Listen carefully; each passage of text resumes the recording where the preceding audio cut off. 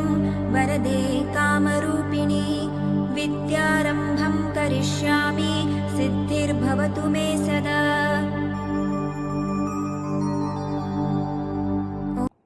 Hello students, welcome to शिक्षा सारांश। कैसे हैं आप लोग? आई होप आप लोग बहुत अच्छे होंगे। आपकी भर्ती परीक्षा की तैयारी बहुत अच्छी चल रही होगी।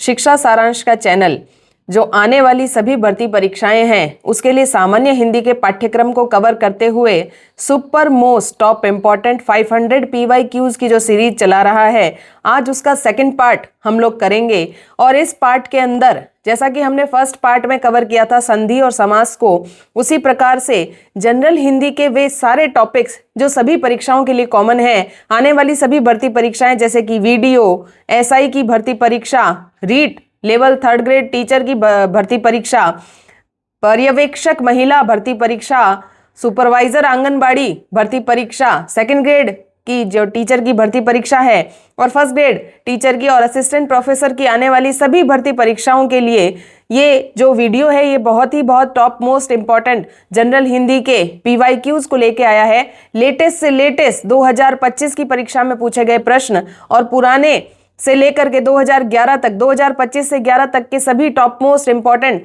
क्वेश्चन जो इन टॉपिक्स से रिलेट करते हैं, आज हम उन सारे टॉपिक्स को कवर करेंगे। संधि और समास जो कॉमन टॉपिक थे उसका जो वीडियो था, सेपरेट वीडियो पार्ट 1 में कवर हो चुका है। आज के इस वीडियो के अंदर पार्ट 2 के अंदर हम लोग उपसर्ग प्रत्यय, पर्यायवाची और विलोम शब्दों के टॉप मोस्ट इंपॉर्टेंट क्वेश्चन को सॉल्व करेंगे। और उम्मीद करती हूं कि जैसा कि पिछली भर्ती परीक्षाओं में हुआ था कि पटवार भर्ती परीक्षा और चतुर्थ श्रेणी कर्मचारी भर्ती परीक्षा में जो सारे सामान्य हिंदी के प्रश्न थे वो लगभग हमारे ही वीडियो में से पूछे गए थे, क्योंकि हमने आपको क्वालिटी कंटेंट प्रोवाइड किया है। तो इसके लिए आपको सिर्फ एक थैंक यू गिवन के रूप में एक ही काम करना है, एक शुभ काम करना है कि शिक्षा सारांश के चैनल को सब्सक्राइब कर देना है और इस वीडियो को लाइक कर देना है, क्योंकि ये वीडियो आपके आने वाली सभी भर्ती परीक्षाओं के लिए बहुत इंपॉर्टेंट रोल प्ले करेगा।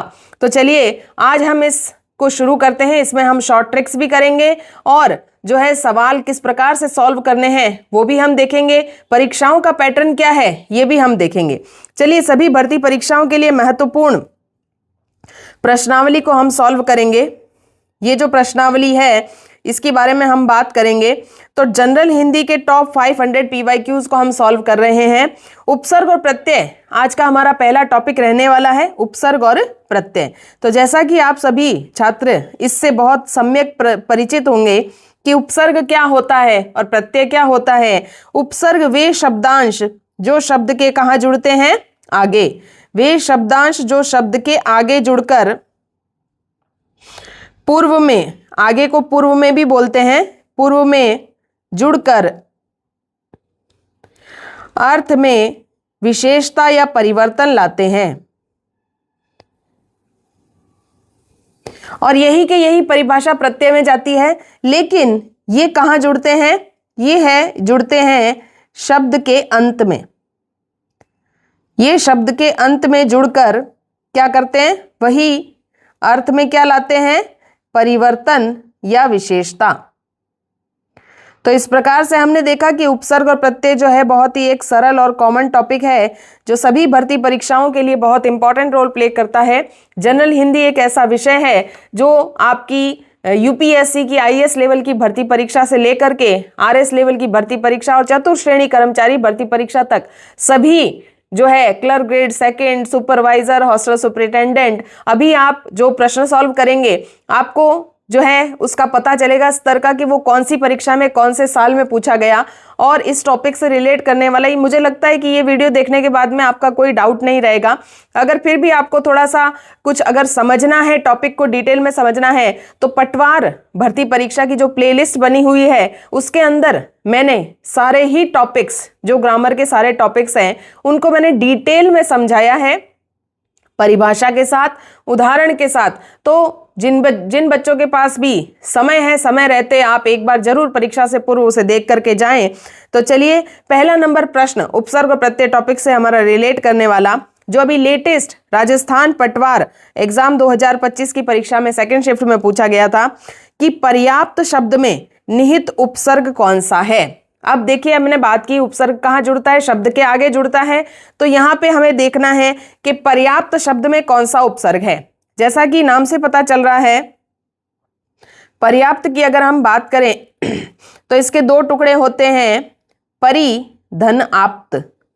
तो यहाँ पे साफ साफ तौर से दिखाई दे रहा है कि परि उपसर्ग का प्रयोग किया गया है और अ पे ही यहाँ पे हमारा आंसर लिखा हुआ है, जबकि यहाँ पर प और आप्त लिखा हुआ है। ऐसा तो कोई उपसर्ग होता ही नहीं है। चलिए प्रश्न नंबर 2 देखते हैं। भार में निहित प्रत्यय है, ये भी अभी लेटेस्ट परीक्षा राजस्थान पटवार भर्ती परीक्षा की फर्स्ट शिफ्ट के पेपर में पूछा गया था कि भार में कौन सा प्रत्यय है। तो देखिए एक्चुअली में भार शब्द जो है वो संस्कृत की भर धातु से मिलकर के बना है। तो भार के अंदर अ प्रत्यय माना जाता है, भर प्लस अ बराबर भार होता है। तो यहाँ पे लिखा हुआ है ब नंबर पे, तो यही हमारा आंसर रहेगा। प्रश्न नंबर 3 देखिए, निम्नलिखित में से कौन सा शब्द अ उपसर्ग से निर्मित नहीं है। Clerk grade 2nd junior assistant 2024 की भर्ती परीक्षा के जनरल हिंदी के पेपर में पूछा गया था कि अ उपसर्ग से निर्मित शब्द नहीं है। आपको बताना है कि कहाँ कहाँ अ लगा हुआ है। ऐसा जब भी कोई प्रश्न आता है नहीं है वाला, तो चारों ऑप्शन आपको ध्यान से देखना है और उनके टुकड़े करने हैं। तो सबसे पहले देखिए अ प्लस भाव, तो अभाव बन रहा है यानी अभाव में है। दूसरा है अ प्लस धर्म, तो अधर्म में भी है। तीसरा लिखा है अप प्लस राध, ठीक है, यहाँ पे अ नहीं है, यहाँ अप है और यही हमारा आंसर है। जबकि अज्ञान की बात करें तो अ प्लस ज्ञान। तो हमें पूछा था कि अ उपसर्ग नहीं है, तो हमारा आंसर रहेगा अपराध। चलिए चौथा नंबर प्रश्न देखते हैं। दुस्साहस में कौन सा उपसर्ग है। तो स्पष्टतः नाम में ही आपको दिखाई दे रहा है दुस प्लस साहस। यहाँ पे हलंत वाला स इसलिए होगा क्योंकि यहाँ आप शब्द को अगर ध्यान से देखेंगे तो इसके अंदर आपको आधा स नजर आ रहा है, वही उपसर्ग है। तो यहाँ ब पे जो आंसर लिखा हुआ है, हॉस्टल सुपरिटेंडेंट की देखिए परीक्षा के अंदर ये सवाल पूछा गया, तो दुस उपसर्ग का इसमें प्रयोग किया गया है, दुस्साहस, दुस्साहस बनता है। संकल्प शब्द में कौन सा उपसर्ग है, ये भी हॉस्टल सुपरिटेंडेंट में पूछा गया। तो देखिए संकल्प शब्द का उपसर्ग है सम, तो यहाँ पे सम कहाँ लिखा हुआ है, देखिए स पे लिखा हुआ है, यही हमारा आंसर रहेगा। छठा नंबर प्रश्न देखिए, अंधेरा शब्द में कौन सा प्रत्यय है। हॉस्टल सुपरिटेंडेंट में ये प्रश्न पूछा गया। तो देखिए अंध प्लस एरा, इन दोनों से मिलकर के जो शब्द बनता है वो होता है अंधेरा। तो एरा प्रत्यय का यहाँ प्रयोग किया गया है और वो ब पे लिखा हुआ है। अब जब भी प्रत्यय को आप शब्द से अलग करें तो आपको एक बात का ध्यान रखना है कि जब भी आप प्रत्यय को अलग करते हैं तो पहला शब्द जो मूल शब्द होता है ना, उसका कुछ मीनिंग निकलना चाहिए, ठीक है ना। जैसे अगर आप अंधेरा का अंधा कर देते हैं तो अंधा शब्द नहीं है, एक्चुअली में सही शब्द है अंध। अंध यानी डार्कनेस यानी कालापन, अंधेरा यानी ऐसा जो है इलाका जहां पे बिल्कुल रोशनी ना हो। चलिए 7वां नंबर प्रश्न देखते हैं। श्रवणीय, जैसा कि मैंने आपको अभी बताया, तो यहाँ पे कौन सा प्रत्यय है, यहाँ पे है श्रु प्लस अनीय, ये बन गया श्रवणीय। ये श्रु संस्कृत का जो है शब्द था जिससे श्रव बना और अनीय प्रत्यय मिल करके ये बन गया श्रवणीय। तो यहाँ पे अनीय प्रत्यय का प्रयोग किया गया, ये भी हॉस्टल सुपरिटेंडेंट के एग्जाम में पूछा गया प्रश्न था। 8वां नंबर प्रश्न देखिए, उन्नति शब्द में कौन सा सर्वाधिक उपयुक्त उपसर्ग है। ये सुपरवाइजर वुमेन की 2024 की परीक्षा में पूछा गया उन्नति। तो ये तो आपको बहुत इंपॉर्टेंट मुझे लगता है, आने वाली भर्ती परीक्षाओं के लिए बहुत इंपॉर्टेंट शब्द रहेगा। उन्नति शब्द को आप रट के चली जाइए। उत धन नति, ये उन्नति शब्द है और ये उन्नति शब्द में उत उपसर्ग का या कई बार आपको उत की स्थान पे उद भी दिया होता है, तो ये दोनों ही करेक्ट माने जाते हैं, लेकिन दोनों में हलंत लगा होना चाहिए। यहाँ पे ये उत उपसर्ग यहाँ पे सही लिखा हुआ है, उद भी लिखा है लेकिन उद के अंदर हलंत नहीं लगाया है। अगर हलंत लगा होता तो हम उसे भी राइट कर सकते थे। चलिए 9वां नंबर प्रश्न जो है, उत उपसर्ग से बना हुआ शब्द नहीं है। ऐसा ऑप्शन छांटना है जिसमें उत उपसर्ग नहीं हो। तो हमें पांचों ही जो उदाहरण हैं उन्हें देखने हैं। पहला नंबर जो हमें उदाहरण मिल रहा है वो है उत प्लस ज्वल, उज्ज्वल इसमें है। फिर दूसरा उदाहरण है उत प्लस हार, उद्धार, यानी इसमें भी है। इसमें भी है। यहाँ देखिए ऊ भार लिखा है, इसमें उपसर्ग नहीं है, जबकि उन्नति का तो मैंने आपको ऊपर ही करके बताया था, उत धन नति। तो ये फर्स्ट और सेकंड और फोर्थ ये तीनों के अंदर उत उपसर्ग का प्रयोग किया गया, लेकिन थर्ड नंबर ऑप्शन के अंदर नहीं किया गया, वही हमारा आंसर है। 10 नंबर क्वेश्चन हम देखते हैं। प्रेक्षण शब्द बना है, ये आरपीएससी सेकंड ग्रेड टीचर की जो एग्जाम की भर्ती परीक्षा हुई थी उसमें पूछा गया था। तो आप एक बात याद रखिए, प्रधन ईक्षण होता है, ठीक है ना, प्रधन ईक्षण। इक्ष शब्द का अर्थ होता है देखना और प्र का अर्थ होता है विशेष रूप से। जब आपके कार्य को विशेष रूप से देखा जाता है तो उसे प्रेक्षण कहा जाता है, ठीक है ना। तो ये जो है प्रेक्षण, जो आप जब एग्जाम देते हैं तो वहां पे प्रेक्षण करने के लिए इन्विजिलेटर जो होता है उसे प्रेक्षक ही कहा जाता है। वो प्रेक्षक शब्द इसीलिए बना है क्योंकि वो आपके ऊपर विशेष दृष्टि रखता है, ध्यान रखता है कि आप कुछ चीटिंग वीटिंग ना कर रहे हो। तो इसी प्रकार से ये शब्द बना है, प्र प्लस ईक्षण, प्रेक्षण। चलिए 11वां नंबर प्रश्न देखते हैं। किस शब्द में आल प्रत्यय नहीं है? हमें पूछा गया है ऐसा ऑप्शन छांटना है जिसमें आल प्रत्यय नहीं है। तो हमें चारों ही ऑप्शन के क्या करने हैं, टुकड़े करने हैं। ये सेकंड ग्रेड हिंदी टीचर की जो परीक्षा हुई थी 2011 के अंदर, उसमें पूछा गया था। तो पहला देखिए ससुराल, तो ससुर प्लस आल ससुराल बन गया। दूसरा तिरपाल लिखा है, इसे छोड़ देते हैं एक बार। तीसरा है नानी प्लस आल ननिहाल, दादी प्लस आल ददीहाल। तो ये तीनों ऑप्शन जो है, इन तीनों ऑप्शंस के अंदर आल प्रत्यय है, जबकि तिरपाल एक मूल शब्द है, इसके अंदर कोई प्रत्यय का प्रयोग नहीं किया गया है। तो यही हमारा आंसर रहेगा। 12वां नंबर प्रश्न देखते हैं। प्रत्यर्पण शब्द बना है, मैंने संधि और समास के जो क्वेश्चन करवाए थे उसमें भी ये शब्द आया था। प्रत्यर्पण शब्द वैसे अपने आप में बड़ा इंपॉर्टेंट शब्द है। प्रति धन अर्पण, ठीक है, अर्पण यानी किसी को समर्पित कर देना, प्रत्यर्पण कहा जाता है। तो यहाँ देखिए प्रत्यय लिखा, प्रति लिखा, प्रत्यय लिखा, प्रति लिखा। तो यहाँ प्रति 2 स्थानों पर है, लेकिन यहाँ पे यर्पण लिख दिया इसलिए ये रॉन्ग हो गया। यहाँ पे प्रत्यय है, यहाँ पे भी प्रत्यय है, हमारा आंसर होगा प्रति धन अर्पण। शब्द की सार्थकता बड़ा मायने रखती है जब भी आप उपसर्ग और प्रत्यय को अलग अलग करते हैं। 13वां नंबर प्रश्न मानसिक शब्द की बात कर रहे हैं, ये सेकंड ग्रेड टीचर की 2010 की परीक्षा में पूछा गया था। तो मानसिक शब्द जो है वो किससे बना है? तो यहाँ पे देखिए ये चौथा नंबर ऑप्शन लिखा है मनस धन इक, ये मानसिक शब्द का निर्माण करता है। मनस यानी आपका मन जो है, उसमें इक प्रत्यय जब लगाया जाता है, इक प्रत्यय जो है ऐसा प्रत्यय है जो पूर्व वाली मात्रा को दीर्घ कर देता है। इक प्रत्यय के कुछ और इंपॉर्टेंट उदाहरण मैं बताती हूं आपको, जैसे कि आप देखिए इतिहास धन इक बनता है ऐतिहासिक। तो यहाँ पे देखिए, यहाँ पे इसने 2 काम किए, लास्ट में इक प्रत्यय जुड़ा, लेकिन प्रथम अक्षर को इसने क्या कर दिया, दीर्घ कर दिया, परिवर्तित कर दिया। जैसे कि यहाँ देखिए पुराण प्लस इक, तो यहाँ बन जाता है पौराणिक। तो यहाँ देखिए यहाँ पे भी चेंजेस हो रहे हैं। सिमिलरली मनस का मानस बना देता है और यही हमारा आंसर है। 14वां नंबर प्रश्न देखिए, आन प्रत्यय का प्रयोग नहीं हुआ है। हाईकोर्ट एलडीसी की परीक्षा के अंदर 2023 वाली परीक्षा में पूछा गया था कि आन प्रत्यय का प्रयोग नहीं किया गया है। चलिए यहाँ पे एक शब्द लिखा है गुमान। ये जो गुमान है, जिसे गर्व भी कहते हैं, ये क्या है? ये एक मूल शब्द है, इसमें किसी प्रत्यय का प्रयोग नहीं किया गया, यही हमारा आंसर है। जबकि बाकी तीनों शब्द देखिए, उठ धन आन उठान, लग प्लस आन लगान, और उड़ प्लस आन उड़ान, ये तीनों के अंदर आन प्रत्यय है, लेकिन गुमान शब्द मूल है, इसीलिए उसमें कोई प्रत्यय का प्रयोग नहीं किया गया है। 15वां नंबर प्रश्न देखिए, किस शब्द में य प्रत्यय है? आरपीएससी पुलिस एसआई की जो परीक्षा हुई थी उसके अंदर पूछा गया प्रश्न था। तो यहाँ देखिए गंतव्य, तो गंतव्य शब्द की बात करें तो ये शब्द बनता है गम प्लस तव्य, और वैधव्य की बात करें तो विधवा प्लस य, यहाँ पे य प्रत्यय का प्रयोग किया गया, यही हमारा आंसर है। लेकिन ज्ञातव्य को भी देख लेते हैं, ज्ञा प्लस तव्य, और दृष्टव्य को देख लेते हैं, दृश्य प्लस तव्य। ये द्रष्टव्य शब्द भी बहुत इंपॉर्टेंट है, परीक्षाओं के लिए ध्यान रखना है आपको। द्रष्टव्य शब्द के अंदर टव्य नहीं है, तव्य प्रत्यय का प्रयोग किया गया है। ये तीनों ही उदाहरण तव्य प्रत्यय के हैं। चलिए 16वां नंबर प्रश्न देखते हैं। ये भी पुलिस एसआई की परीक्षा में पूछा गया। प्रत्यय से कौन सा शब्द नहीं बना है, यानी मूल शब्द हमें छांटना है या उपसर्ग वाला शब्द हमें छांटना है। यहां देखिए लिखा है नवल, तो यहाँ पे नवल शब्द की बात करें, नव प्लस ल नवल।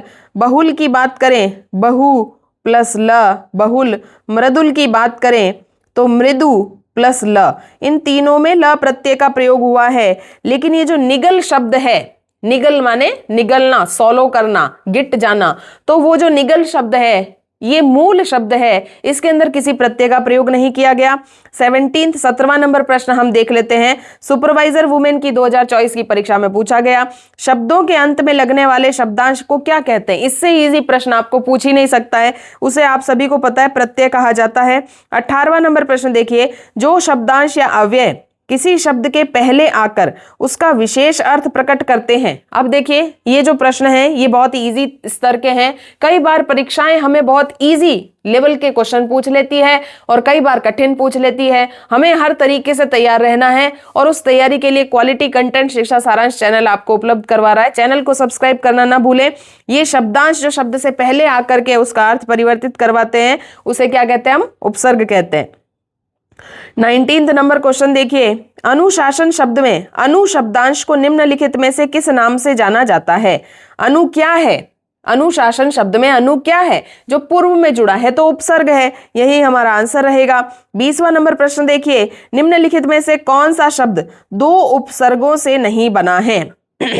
तो यहाँ पे आपको बहुत इजी से क्वेश्चन पूछा गया है, क्योंकि यहाँ दो दो उपसर्ग ऑलरेडी आपको दिए हुए हैं।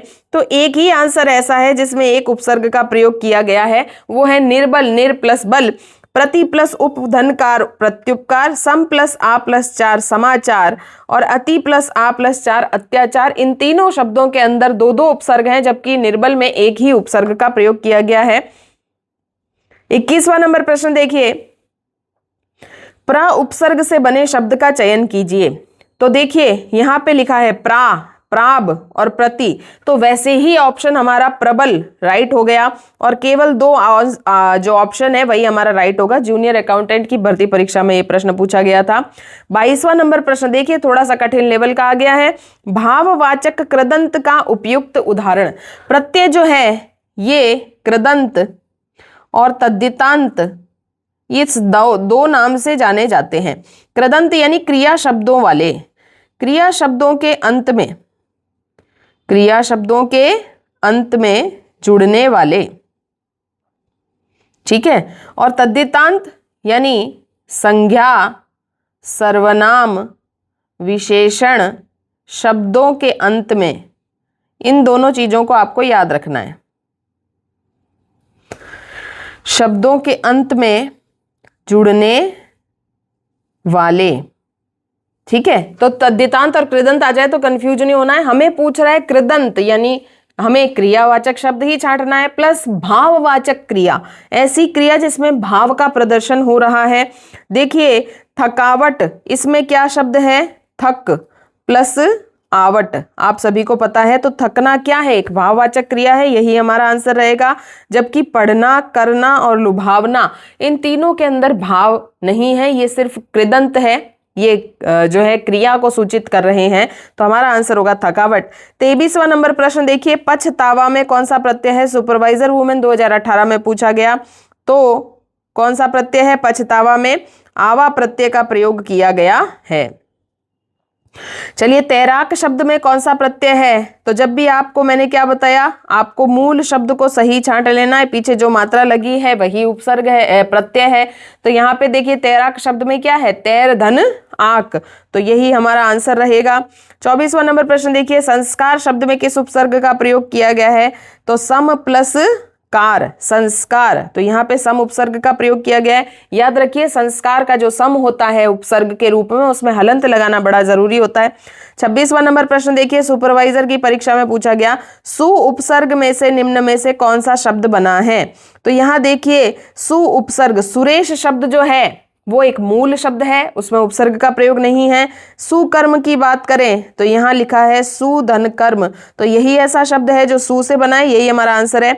बाकी दोनों ऑप्शन भी देख लेते हैं। सुंदर ये भी मूल शब्द है और सुरेंद्र ये भी जो है मूल शब्द है। हमें पूछा था सु उपसर्ग से बनने वाला शब्द, तो सुकर्म है। 27वां नंबर प्रश्न देखिए, सुपरवाइजर वुमेन एम्पावरमेंट की परीक्षा में पूछा गया सच्चरित्र में कौन सा उपसर्ग है। तो यहाँ देखिए सच्चरित्र के अंदर सत प्लस चरित्र, तो ये सत उपसर्ग का प्रयोग यहाँ किया गया है। चलिए 28वां नंबर प्रश्न देखते हैं। हार प्रत्यय रहित शब्द है, JLO जूनियर लीगल ऑफिसर की परीक्षा के अंदर पूछा गया कि हार प्रत्यय रहित शब्द कौन सा है। ऐसा शब्द हमें छांटना है जिसमें हार प्रत्यय नहीं है। तो देखिए सृजनहार, तो सृजन प्लस हार, देखनहार, देखन प्लस हार, होनहार, होन प्लस हार। लेकिन लुहार एक्चुअली में शब्द बना है लोहा प्लस आर से, तो इसमें आर प्रत्यय है, हार प्रत्यय नहीं है। 29वां नंबर प्रश्न हम देखते हैं, निम्नलिखित में से कृदंत शब्द नहीं है। कृदंत क्या होता है मैंने अभी आपको यहाँ समझाया है। जो क्रिया शब्दों के अंत में लगते हैं प्रत्यय उन्हें कृदंत कहा जाता है। तो देखिए ऐसा कौन सा शब्द है, गाना गायक किससे बना है, गाने की क्रिया से बना है, तो ये तो कृदंत है। जीर्ण ये भी कृदंत है। मृगया शिकार करना, ये भी कृदंत है। जबकि शैव ये मूल शब्द में शिव से बना है, शिव प्लस अ बन गया शैव, तो ये मूल शब्द से बना है, इसीलिए ये कौन सा प्रत्यय है, तद्धितांत प्रत्यय है, ये कृदंत प्रत्यय नहीं है। JLO की परीक्षा में पूछा गया प्रश्न था। 23वां नंबर प्रश्न, एक से अधिक उपसर्गों से निर्मित शब्द कौन सा है। JLO की परीक्षा में पूछा गया। आधिकारिक शब्द जो है अ प्लस अधिकारिक है। प्रत्युपकार ये जो शब्द है हमने ऊपर भी किया था, ये बहुत ही इंपॉर्टेंट शब्द है, याद रखिएगा आने वाली भर्ती परीक्षा के लिए। इसमें दो उपसर्गों का प्रयोग किया गया है, प्रति और उप और कार, प्रत्युपकार इस शब्द का निर्माण होता है। 31 नंबर प्रश्न देखिए, सु उपसर्ग रहित शब्द है। सु उपसर्ग जो है ये बड़ा फेवरेट क्वेश्चन है प्रतियोगी परीक्षाओं के लिए, तो सु उपसर्ग के उदाहरण जरूर देख करके जाइएगा। तो सु प्लस उक्ति सुक्ति, सु प्लस उक्ति ये सु से ही बना है, बिल्कुल सही है। स्वच्छ की बात करें तो सु धन अच्छ, ये भी सु से बना है। स्वागत की बात करें तो सु धन आगत, ये तीनों ही शब्द जो हैं ये सु उपसर्ग से बने हैं। जबकि स्वार्थ की बात करें तो स्वार्थ शब्द बना है स्व धन अर्थ, इससे बना है, स्व से बना है, सु से नहीं बना है, यही हमारा आंसर रहेगा। 32वां नंबर प्रश्न देखिए, इनमें से किस शब्द में ना उपसर्ग नहीं जुड़ा हुआ है। ना उपसर्ग जुड़ा हुआ नहीं है, वो आंसर हमें छांटना है। तो देखिए नाजुक शब्द जो है, ये नाजुक शब्द कैसा है, ये एक मूल शब्द है, तो ये मूल शब्द होने के कारण इसमें कोई उपसर्ग जुड़ा हुआ नहीं है। 33 नंबर क्वेश्चन देखिए, निम्नलिखित शब्दों में से उपसर्ग रहित शब्द कौन सा है। जूनियर अकाउंटेंट TRA की जो री एग्जाम हुआ था उसमें पूछा गया था कि उपसर्ग रहित शब्द कौन सा है। ऐसा शब्द जिसमें कोई उपसर्ग ना हो। प्रखर शब्द को अगर हम देखते हैं तो प्र धन खर, यहाँ उपसर्ग जुड़ा है। व्याकुल की बात करें तो वी धन आकुल, यहाँ पे भी जुड़ा हुआ है। प्रतीक्षा की बात करें तो प्रति प्लस इक्षा, ये जो तीनों शब्द हैं इन तीनों शब्दों के अंदर उपसर्ग जुड़े हुए हैं। जबकि अक्षी जिसे हम नेत्र कहते हैं, आंख कहते हैं, इसमें कोई उपसर्ग जुड़ा हुआ नहीं है। 34 नंबर क्वेश्चन देखिए, किस शब्द में नी प्रत्यय जुड़ा हुआ है। तो नानी ये मूल शब्द है, नानी शब्द जो है ये, और जवान से बना जवानी, चीन से बना चीनी। जबकि मोर शब्द के अंदर नी जोड़ने से मोरनी शब्द का निर्माण किया गया, जो कि नी प्रत्यय से बना हुआ शब्द है। 35वां प्रश्न, प्र उपसर्ग से निर्मित शब्द कौन सा है। जूनियर अकाउंटेंट TRA की परीक्षा में पूछा गया प्रश्न था। प्र उपसर्ग से निर्मित शब्द, देखिए प्रश्न तो मूल शब्द है, प्रतिकूल के अंदर प्रति उपसर्ग का प्रयोग किया गया है। प्राकथन जो है इसके अंदर प्र उपसर्ग का प्रयोग, प्र प्लस आंग, यहाँ पे दो उपसर्गों का प्रयोग किया गया है। जबकि हमें सिर्फ प्र से मिलने वाला शब्द पूछा था, तो हमारा आंसर होगा प्रयोग। ये जो प्रयोग शब्द है ये प्र उपसर्ग से बना हुआ शब्द है। 36 नंबर क्वेश्चन देखिए, निम्नलिखित में से तालव्य शब्द में कौन सा प्रत्यय लगा हुआ है। CET की परीक्षा के अंदर पूछा गया प्रश्न था। तो तालव्य शब्द जो है इसका मूल शब्द होता है तालु प्लस य। तालु जो है हमारे मुख के अंदर जीभ जहां ऊपर टच करती है उस स्थान को हम तालु कहते हैं। तो तालु में य प्रत्यय जोड़ने से तालव्य बना है, तो यह प्रत्यय जोड़ने से तालव्य शब्द की उत्पत्ति हुई है। 37वां नंबर प्रश्न, हम शक्ल में कौन सा उपसर्ग है? सीईटी की परीक्षा के अंदर पूछा गया। हम शक्ल ये एक उर्दू का उपसर्ग है जिसके अंदर हम और शक्ल, यहाँ पे हम शब्द जो है ये उर्दू का उपसर्ग है। 38 नंबर क्वेश्चन देखिए, प्रत्येक में कौन सा उपसर्ग है? सबसे इजी क्वेश्चन आया है आपके लिए, प्रति धन एक, सीईटी की परीक्षा में पूछा गया।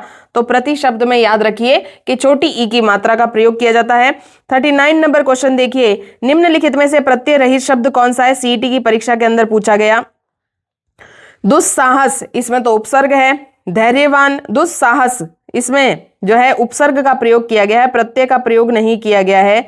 दुस धन साहस, जबकि धैर्यवान के अंदर धैर्य प्लस वान, पुत्रवत के अंदर पुत्र धन वत, और पत्रकार के अंदर पत्र धनकार, ये तीनों ही प्रत्यय हैं। हमें जो है पूछा था कि प्रत्यय रहित शब्द कौन सा है, तो वो आंसर होगा दुस्साहस। 40वां नंबर प्रश्न देखिए, निम्नलिखित में से कौन सा शब्द प्रत्यय युक्त है? यानी यहाँ पे पूछा गया है प्रत्यय किसमें लगा हुआ है। तो देखिए निवास, निवास शब्द के अंदर तो नी उपसर्ग है, नी प्लस वास। सजावट, सजावट के अंदर सज प्लस आवट, यहाँ प्रत्यय का प्रयोग किया गया है, यही हमारा आंसर है। अन्वेषण की बात करें तो अनु धन एषण, ये बड़ा इंपॉर्टेंट उदाहरण है, याद करके जाइएगा। संकल्प की बात करें तो सम धन कल्प, तो अनु, सम और नी ये तो तीनों उपसर्ग हैं, जबकि सजावट के अंदर प्रत्यय का प्रयोग किया गया है। इस प्रकार से हमने उपसर्ग और प्रत्यय के सारे 40 क्वेश्चंस को कवर कर लिया है। चलिए अगला हमारा टॉपिक आज का रहने वाला है पर्यायवाची।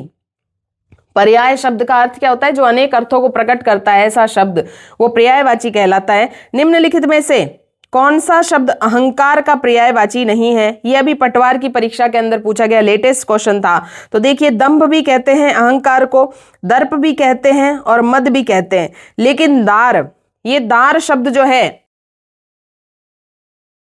दार शब्द जो है इसका संस्कृत के अनुसार तो अर्थ होता है पत्नी, और दार शब्द का अर्थ मालिक भी होता है। जैसे कि आप बात करते हैं थानेदार यानी थाने का मालिक, पहरेदार यानी पहरे देने का मालिक। तो दार शब्द के दो अर्थ होते हैं, लेकिन अहंकार अर्थ नहीं होता है। हमें यही पूछा था कि ये जो है दार, अहंकार जो है ये किसका पर्यायवाची नहीं है। प्रश्न नंबर 2 देखते हैं, निम्नलिखित में से ग्रह शब्द का पर्यायवाची नहीं है। राजस्थान पटवार की फर्स्ट शिफ्ट की परीक्षा के अंदर अभी लेटेस्ट क्वेश्चन पूछा गया।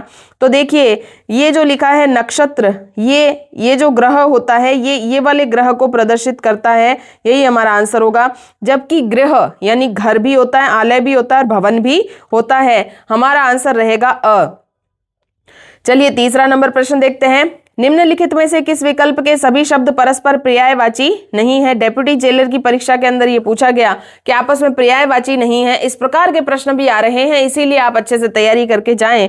तो देखिए सबसे पहला अगर हम उदाहरण की बात करें तो भूमिजा, भूमि से उत्पन्न हुई, कौन उत्पन्न हुई? सीता। उर्विजा, उर्विजा और सिंधुजा, ये जो तीनों शब्द हैं ये तीनों अलग अलग अर्थों को प्रकट कर रहे हैं, क्योंकि सिंधु से उत्पन्न हुई कौन मानी जाती है? लक्ष्मी। और उर्विजा जो है, उर्विजा ये भी लक्ष्मी का ही पर्यायवाची है। तो भूमिजा, उर्विजा और सिंधुजा ये तीनों एक ही अर्थ को प्रकट नहीं कर रहे हैं, यही हमारा आंसर रहेगा। जबकि आपगा, निम्नगा और समुद्रगा ये तीनों नदी के पर्यायवाची है। अमिकर, निशाकर, हिमकर ये तीनों चंद्रमा के पर्यायवाची हैं। कमलेश, ऋषिकेश और गरुड़ ध्वज ये तीनों विष्णु के पर्यायवाची हैं। तो ये तीनों शब्द, जो नीचे वाले तीनों ऑप्शन है, ये एक एक अर्थ को ही प्रकट कर रहे हैं, एक ही पर्यायवाची शब्द के अलग अलग शब्द हैं, लेकिन ऊपर वाला जो फर्स्ट ऑप्शन है वो तीनों अलग अलग अर्थों को प्रकट कर रहा है। चौथा नंबर प्रश्न देखिए, निम्नलिखित में से कौन सा इच्छा का पर्यायवाची नहीं है? इच्छा शब्द को क्या कहते हैं? ईसा भी कहते हैं, इहा भी कहते हैं, स्पृहा भी कहते हैं, लेकिन लास नहीं कहते हैं। डेप्यूटी जेलर की परीक्षा के अंदर ये पूछा गया था।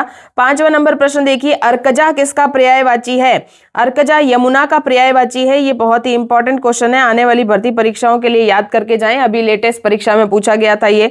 6वां नंबर प्रश्न देखिए, अग्नि का पर्यायवाची शब्द नहीं है।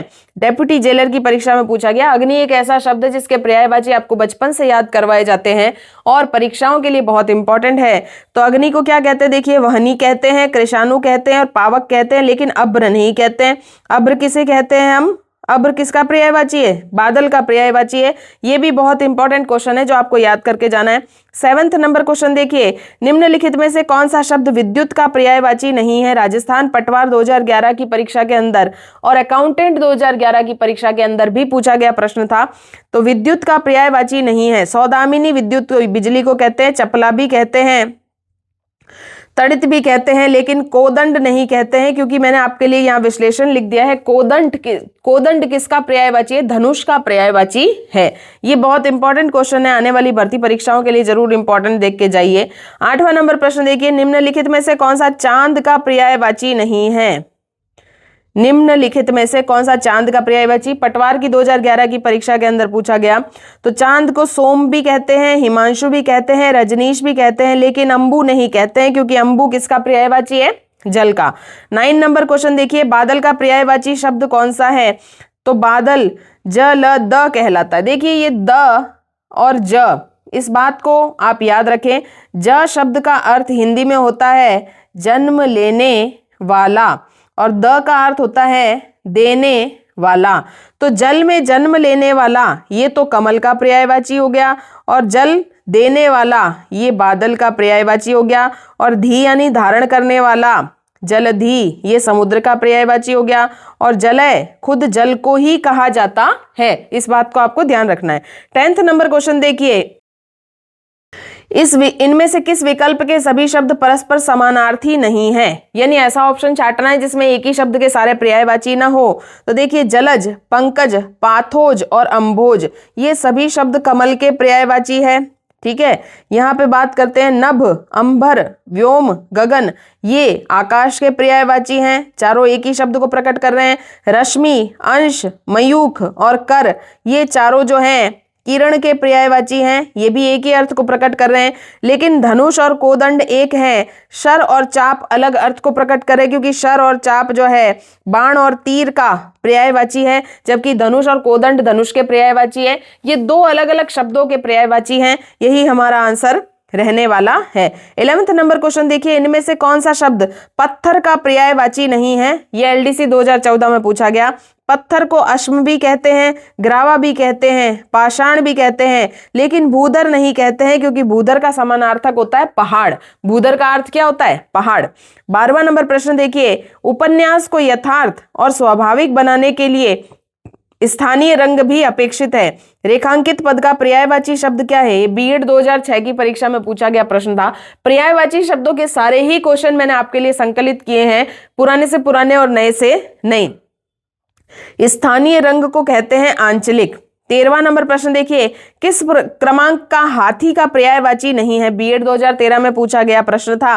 हाथी को हस्ती कहते हैं, कुंजर भी कहते हैं, गज भी कहते हैं, लेकिन नाहर नहीं कहते हैं, क्योंकि नाहर किसका पर्यायवाची है? सिंह या फिर शेर का पर्यायवाची है। 14वां नंबर प्रश्न देखिए, किस क्रम में सेना का पर्यायवाची है?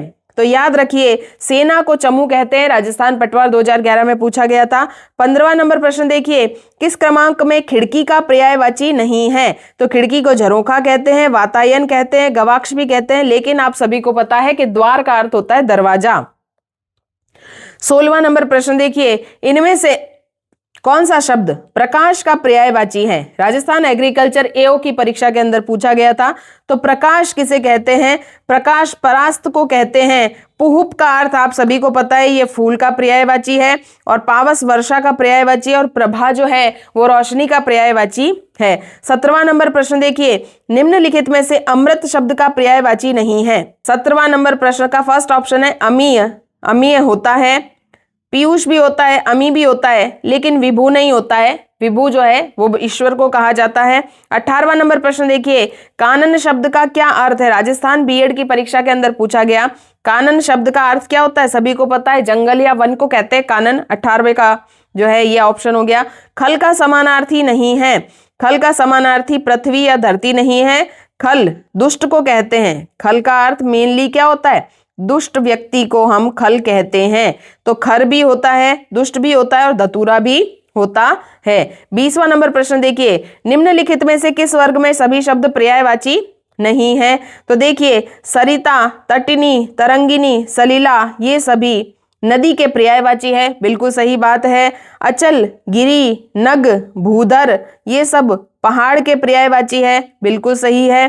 कृपाण, असी, करवाल, चंद्रहास ये सभी तलवार के पर्यायवाची हैं, बिल्कुल सही है।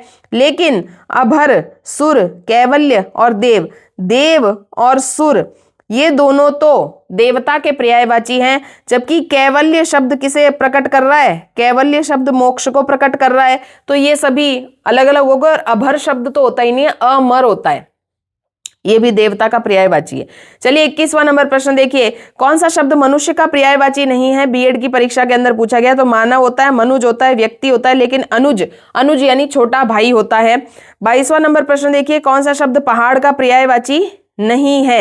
ये बीएड की परीक्षा के अंदर पूछा गया था। तो पहाड़ को पर्वत भी कहते हैं, गिरी भी कहते हैं, शैल भी कहते हैं, लेकिन अधर नहीं कहते हैं। 23वां नंबर प्रश्न, नियति का पर्यायवाची शब्द देखिए, राजस्थान एग्रीकल्चर ऑफिसर की परीक्षा के अंदर पूछा गया। नियति का पर्यायवाची शब्द क्या होता है? कि ये हमारी नियति थी, यानी ये हमारा भाग्य था। 24वां नंबर प्रश्न देखिए, मंगल, शुभ, हित, उपकार ये किस शब्द के पर्यायवाची है? ये राजस्थान एओ की परीक्षा के अंदर पूछा गया प्रश्न था।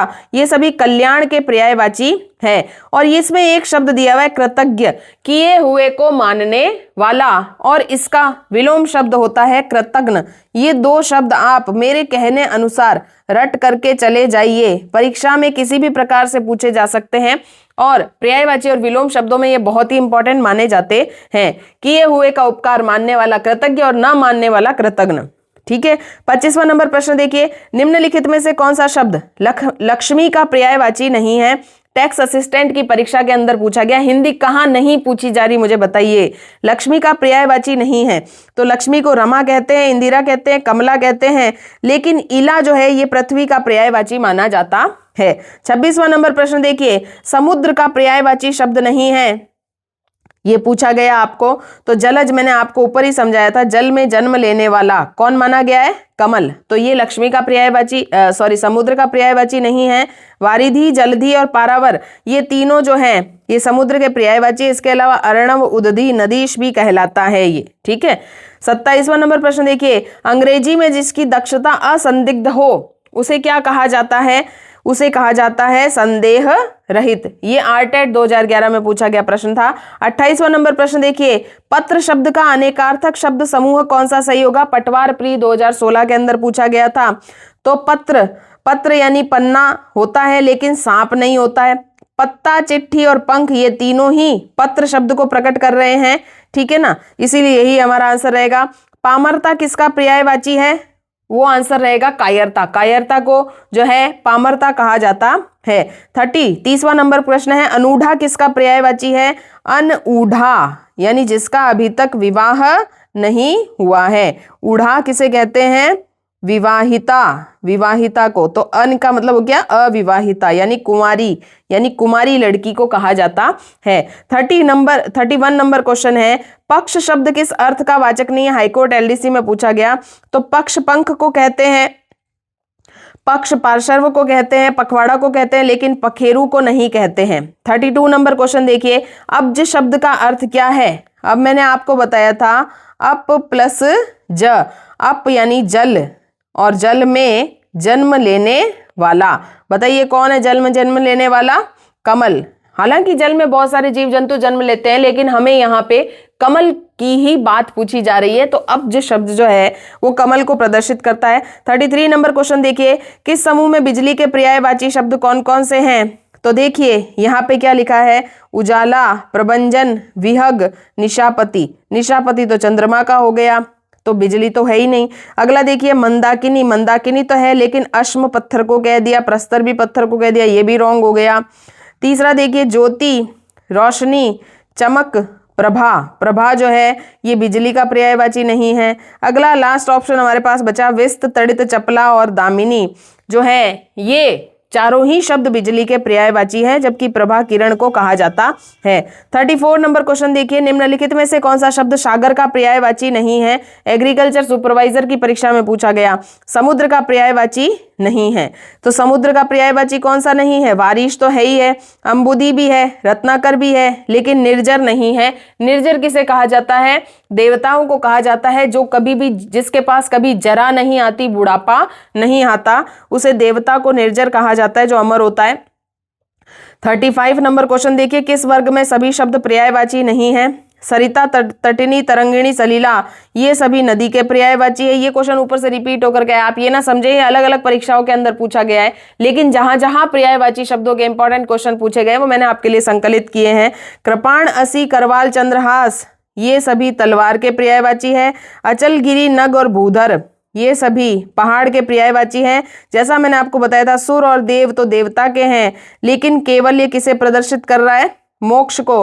तो ये अलग अलग शब्दों के पर्यायवाची होने के कारण यही हमारा आंसर हो गया। 36 नंबर क्वेश्चन देखिए, अमृत का पर्यायवाची नहीं है, ये भी ऊपर परीक्षा के अंदर पूछा गया था, एलडीसी की परीक्षा में जो है ये अमीय, पुष्प, पीयूष, अमीय और सुधा, ये तीनों तो अमृत को कहते हैं, लेकिन व्योम रस नहीं कहा जाता है।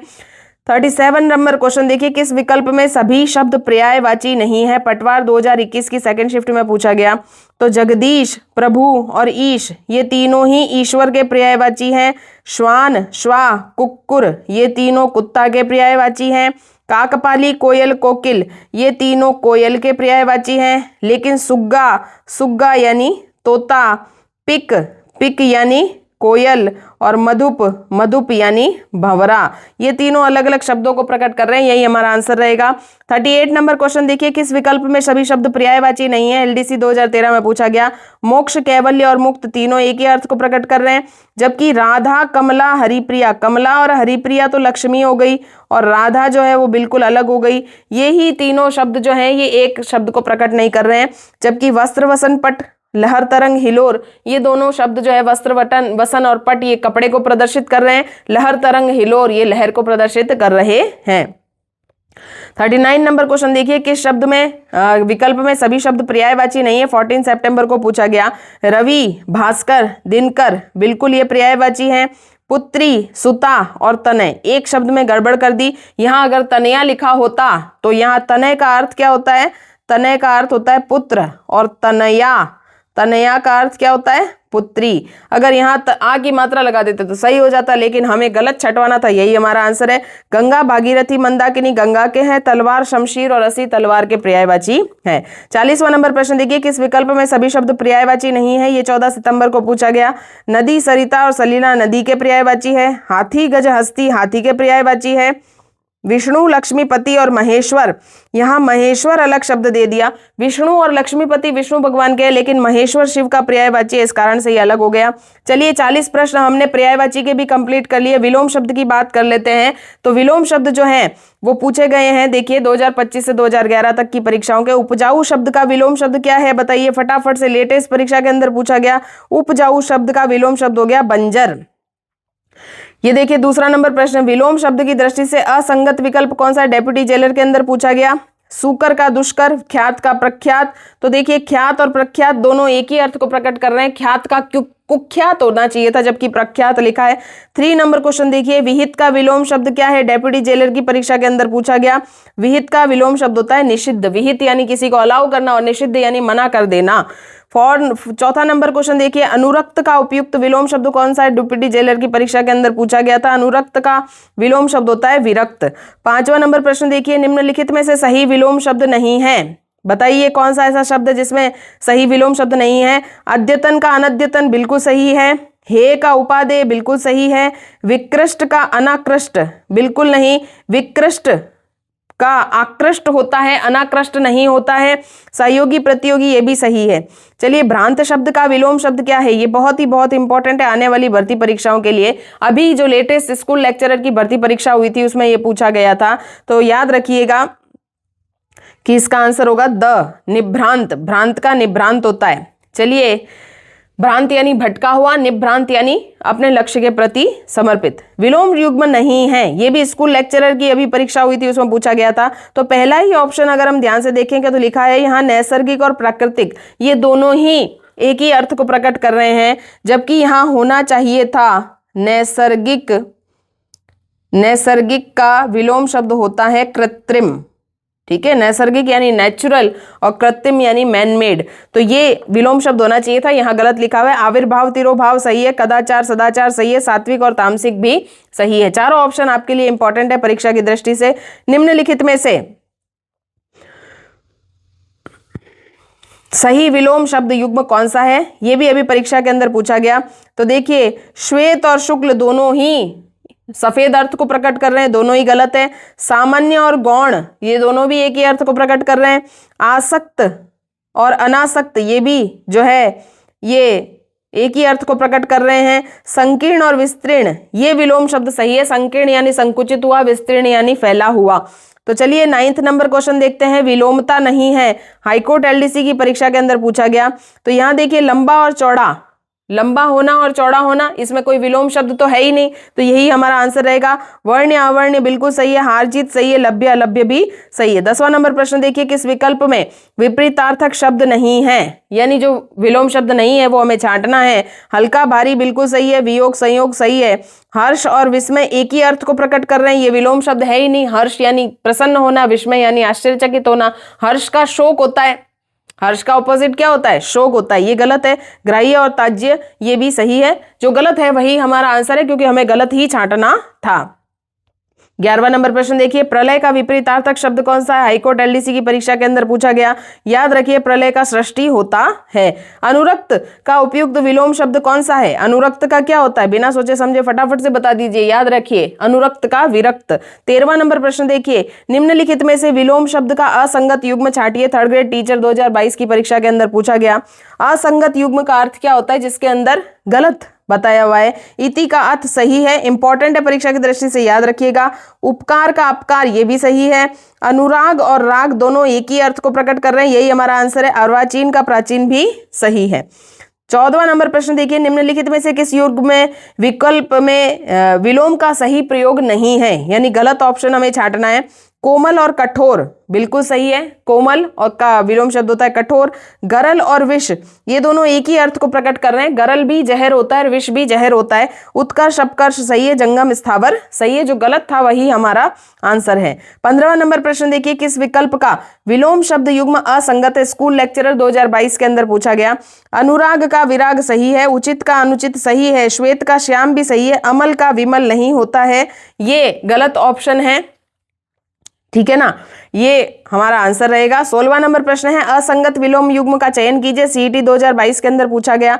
भौतिक आध्यात्मिक सही है, अवर प्रवर ये भी सही है, अग्रज का अनुज सही है, सदाशय का दुराशय सही है, तेजस्वी का निस्तेज भी सही है, समास का व्यास भी सही है, अधम का महान और आज्ञा का अनुज्ञा ये रॉन्ग हो गया, तो यही हमारा आंसर रहेगा। चलिए 17वां नंबर प्रश्न देखिए, सीईटी की परीक्षा के अंदर पूछा गया था। उचित विलोम युग्म का प्रयोग कहाँ हुआ है, अनिवार्य आवश्यक दोनों एक ही अर्थ को प्रकट कर रहे हैं। जटिल और कुटिल ये भी एक ही अर्थ को प्रकट कर रहे हैं। संधि और समास तो कोई विलोम शब्द की दृष्टि से है ही नहीं। यहाँ पे कर्कश और मधुर ये विलोम शब्द की दृष्टि से बिल्कुल सही है। 18वां नंबर प्रश्न देखिए, विलोम शब्द की दृष्टि से संगत विकल्प का चयन कीजिए। सीईटी की परीक्षा में पूछा गया। आज्ञा का अवज्ञा बिल्कुल सही है। अधुना और नूतन यहाँ पे इन्होंने गड़बड़ कर दी, ये रॉन्ग हो गया, इसलिए ये हमारा ऑप्शन हो ही नहीं सकता। अधम का उत्तम सही है, अज्ञ का विज्ञ ये रॉन्ग कर दिया, ये भी सही है। अज्ञ का विज्ञ ही तो होता है, बिल्कुल सही है। अज्ञ का विज्ञ और अग्र का पश्च ये तीनों ही सही है, यही हमारा आंसर रहेगा। ग्राम का ग्राम्य ये बिल्कुल गलत हो गया, ग्राम और ग्राम्य एक ही शब्द को प्रकट कर रहे हैं, आगे देखने की आवश्यकता नहीं है, ठीक है। और अभ्र और अन्य ये बिल्कुल गलत हो गया, इस कारण से हमारा ऑप्शन नंबर 2 सही है। 19 नंबर क्वेश्चन देखिए, किस विकल्प में परस्पर विलोम शब्द नहीं है, एग्रीकल्चर ऑफिसर की परीक्षा के अंदर पूछा गया था।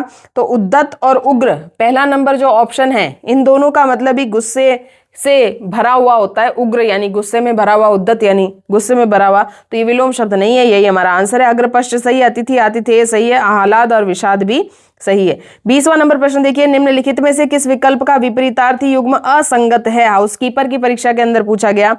तो रक्षक भक्षक सही है, युगल एकल सही है, विस्तृत और संक्षिप्त भी सही है, जबकि क्रोध और कोप एक ही अर्थ को प्रकट कर रहे हैं, विलोम शब्द नहीं है। 21 नंबर क्वेश्चन देखिए, अवनी का विलोम शब्द याद रखिए, अवनी किसे कहते हैं? धरती। तो धरती का क्या होता है? अंबर।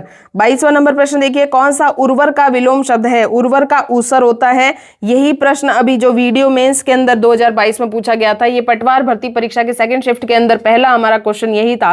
प्रश्न बार बार रिपीट हो रहे हैं, इसीलिए इनको पढ़ना बहुत जरूरी है। 23वां नंबर प्रश्न देखिए, विलोम शब्द की दृष्टि से कौन सा युग्म अनुचित है? ये वीडियो में पूछा गया।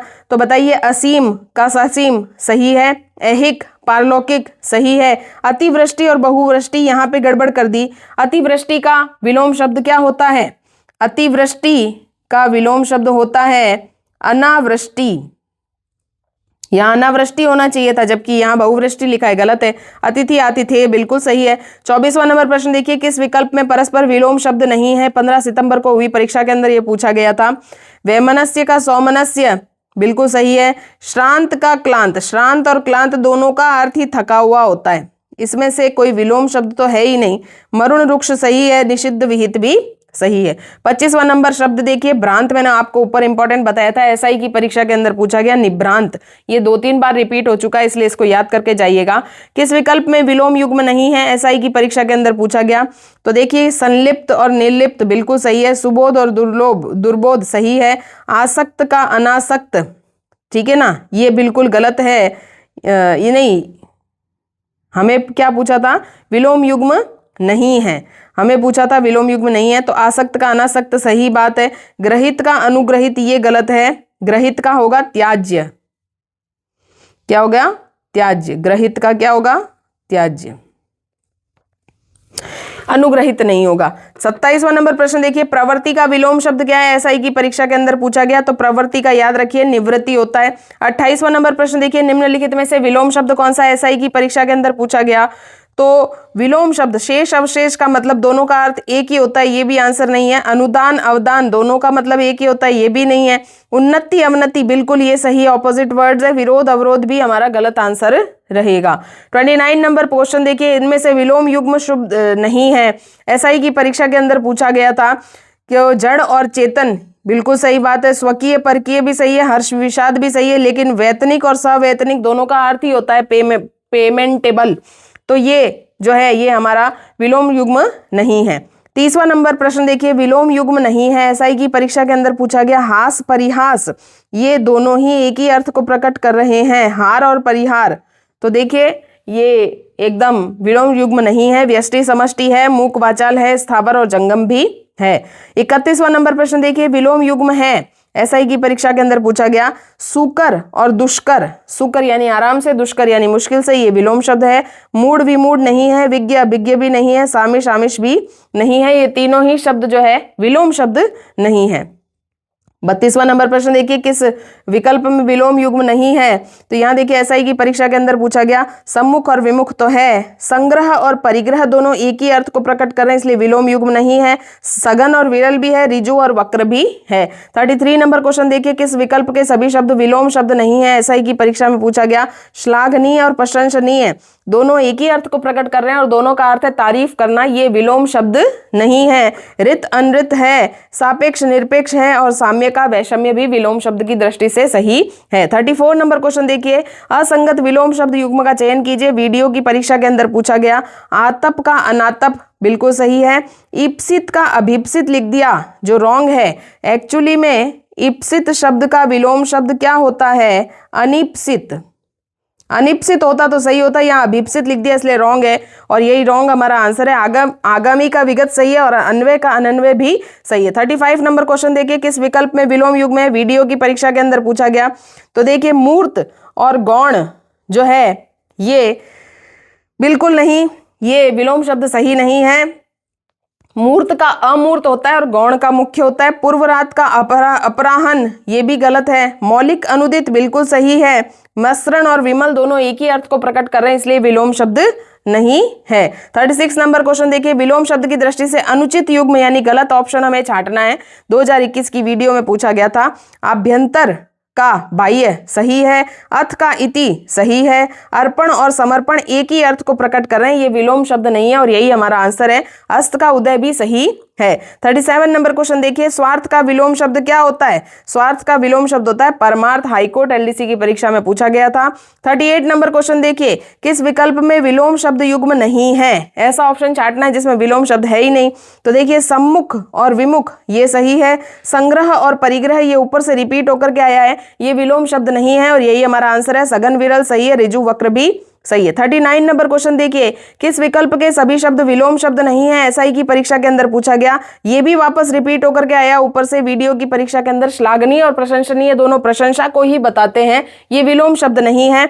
रित का अनृत सही है, सापेक्ष निरपेक्ष सही है, साम्य का वैषम्य भी सही है। 40वां नंबर प्रश्न देखिए, किस विकल्प में विलोम युग्म है? वीडियो की परीक्षा के अंदर पूछा गया। क्या मूर्त का गौण होता है? नहीं, मैंने आपको ऊपर भी बताया था, मूर्त का अमूर्त होता है और गौण का मुख्य होता है। पूर्वरात का अपराध ये भी सही नहीं है। मौलिक का अनुदित ये आंसर बिल्कुल सही है और यही हमारा आंसर है। मसरण और विमल भी नहीं है। इस प्रकार से आज हमने उपसर्ग, प्रत्यय, पर्यायवाची शब्द और विलोम शब्द, इसके कितने सारे 120 क्वेश्चन आज के इस वीडियो में हमने कवर किए, जो आने वाली सभी भर्ती परीक्षाओं के लिए बहुत टॉप मोस्ट इंपॉर्टेंट रहने वाले हैं। वीडियो कैसा लगा? लाइक कीजिएगा, शेयर कीजिएगा, चैनल को सब्सक्राइब कीजिएगा। जय श्री कृष्णा। Thank you.